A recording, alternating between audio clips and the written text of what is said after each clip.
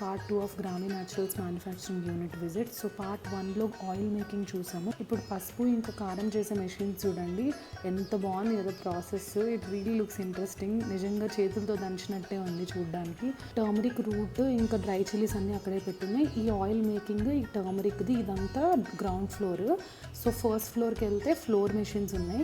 వీళ్ళు regular flours like besan, wheat flour ఇవి కాకుండా మిల్లెట్ ఫ్లోర్ కూడా ఇక్కడ తయారు చేస్తున్నారు. నెక్స్ట్ పక్కనే ఉన్న section pickles and snacks making section. వాళ్ళు చేసే టైంలో వెళ్తే మనం లైవ్ లో ప్యాక్ చేసుకొని తీసుకోవచ్చు. మేము వెళ్ళినప్పుడు జోర్ ఫ్లోర్ తో రిబ్బన్ చిప్స్ చేస్తున్నారు అనమాట. వీళ్ళు స్నాక్స్ కి కూడా వాళ్ళు పట్టిన కోల్డ్ ప్రెస్ ఆయిలే వాడతారు.